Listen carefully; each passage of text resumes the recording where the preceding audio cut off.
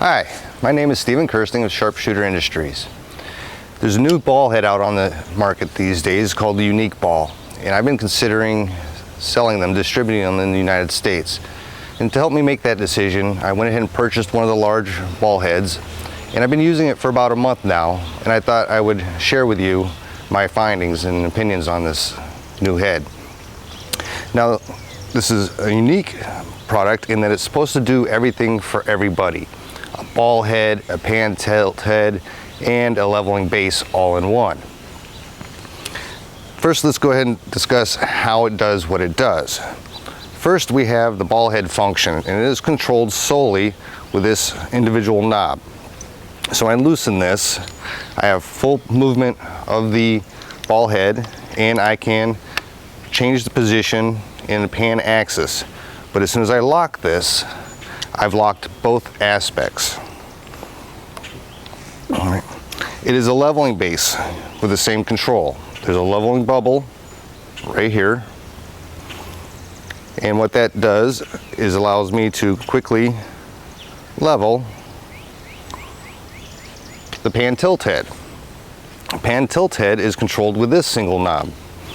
I can loosen it, and I have panning, and I can tilt it, but I can only tilt it in one axis. Now this control feels very much like a fluid head, even though it's not. And the tension locks the tilt, or increases the friction on the tilt slightly greater than it does on the pan axis, or seems to anyways. As a ball head, it has a quirk in that in order to allow placement of the level here, the ball, the pan tilt ball, is not centered. So if I just place it to the side this way and try to rotate it, it wallows around and binds up against the lower base. There is a way around that. As a ball head with no friction on it, at first it felt a little rough, but with weight on it, it smooths right out and it seems to be wearing in nicely. So it's quite smooth as a ball head once you put a camera on it. All right, now let's go ahead and put it into some use. Okay, here I have my D4 2470 f2.8 lens, professional level equipment that we're going to use to demonstrate the Unique Ball head. Now, as a ball head, it does not matter how I mount the camera, except for, well, it doesn't matter. I have full functionality. I can pan, and I can position the head anywhere I want, and I can adjust the friction, which feels just a little bit rough with the friction applied at a higher level. Now, one thing you do want to be careful of is that because the pan tilt ball is not centered in the ball head ball, if I try to just use the pan tilt, the azimuth rotation, what happens is the pan tilt shaft here wallows and will bind up against the lower base. So what you want to do is you want to place the control knob directly opposite the leveling bubble, and then you want to drop the leveling bubble directly down into the hole opening and then lock that into position. Once that's done, I can then use the pan tilt function to fine-tune azimuth and position without having the clamp bind up on the mount. The next function is as a leveling base and a pan tilt. The pan tilt is controlled solely with this knob. With the camera mounted this way, I have tilt and pan, but I don't have any control over elevation. To address that issue, they include, at the moment, currently, the X adapter and Arca Swiss rail. All right. What the X adapter does is it simply mounts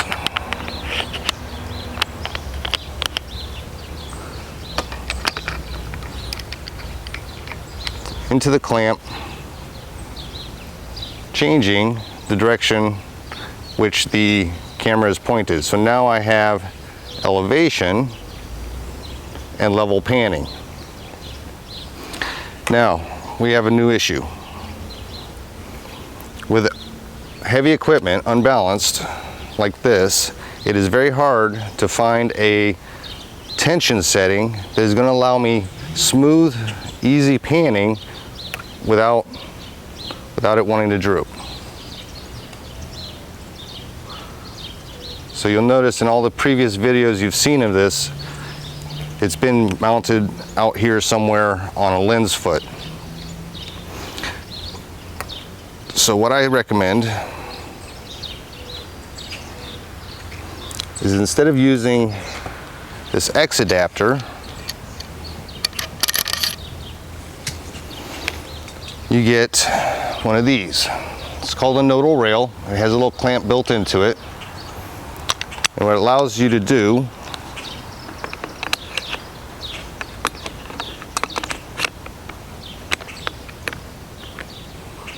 is to mount the, I'm going to set the tension real loose so I can find the balance point.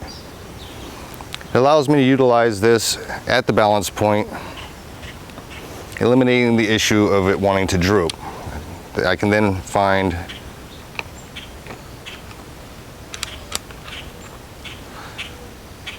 a nice setting where panning is easy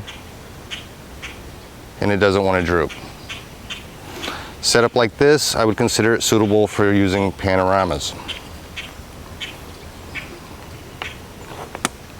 All right, next we're going to use it with large lenses. Okay, before we move on to using long lenses, I want to cover a couple things I forgot. First off, if you're dedicated to the type of plate you use, and I use carry speed plates with carry speed straps and Spyder holsters, I recommend, instead of the X adapter, an Allen wrench. Either one of these things, the X adapter or the Allen wrench, I'm going to probably lose. But an Allen wrench is cheap and easy to replace. All I have to do is turn the lens plate 90 degrees and I'm back in business. But I can't use portrait orientation, 90-degree orientation, with this thing as a leveling base using the pan tilt function. For that, I do need an L bracket.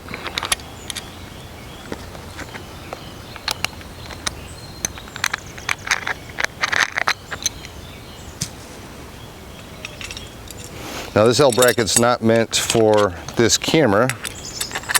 It's meant for my D800, which is taking this video.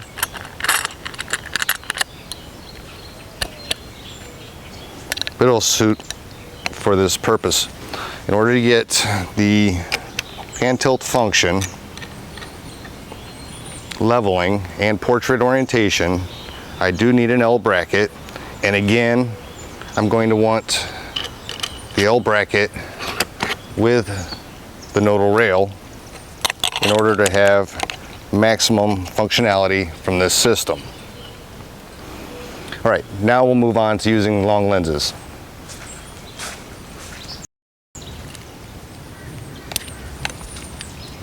Okay, here I have my 400mm f2.8, a teleconverter, D4, flash, and a battery pack.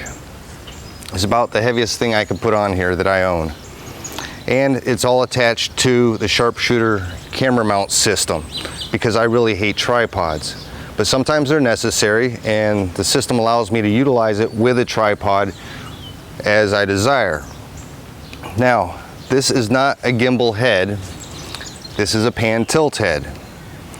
Truly, a gimbal head is only a pan tilt head with one special feature that allows you to center the weight of the camera system so that it'll maintain any position if you're using a fully adjustable gimbal head.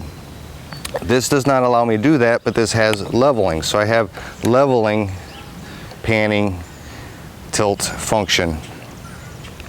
How critical is leveling?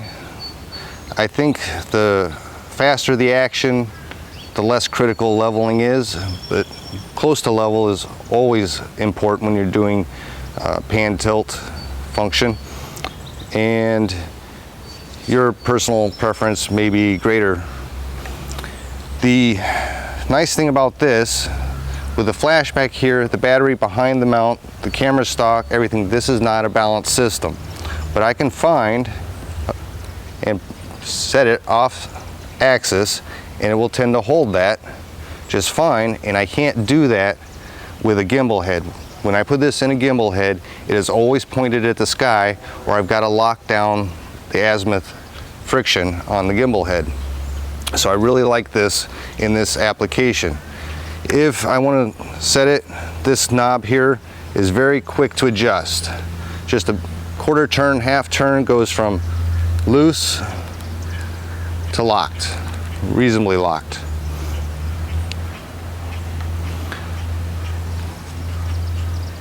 I think that's about it for the long lenses. I should mention that if you utilize the Unique Ball tripod head on a tripod without a center column, you're going to lose the ball head portrait orientation functionality, because the base of the tripod height is not sufficient to provide clearance from the tripod platform, and it's going to contact. So you're back to needing that L bracket, which you kind of need with the Unique Ball anyways. So, is the Unique Ball everything for everybody? The answer to that is obviously no. It was always going to be no. With everything in photography, you usually have to make some compromises. If you're a dedicated wildlife photographer only using the really large setups like the D4 and 400-2.8 or larger, perhaps a gimbal head is really the best choice for you. And when I say gimbal head, I mean a fully adjustable gimbal head, because if it's not fully adjustable, it's a side mount or something like that, then you're probably making some compromises, perhaps more significant compromises than you would be making utilizing the Unique Ball. If you're into stitching panoramas as your main thing, this is probably not the head for you, because there's no way for me to isolate the panning azimuth from the tilt azimuth. In that case, you're probably going to want a dedicated panoramic head. And in both of those cases, you may want to add a leveling base, and the cost is going to easily match or exceed the price of the Unique Ball head. And this is the most expensive version. And you're also going to need an additional tripod head for everything else you might want to do. So your cost goes up exponentially. My honest opinion is that the Unique Ball is the most versatile tripod head with the fewest compromises, but it's not perfect and it may not be for you. Once again, Stephen Kirsting, Sharpshooter Industries, and I hope you found this review helpful. Thank you.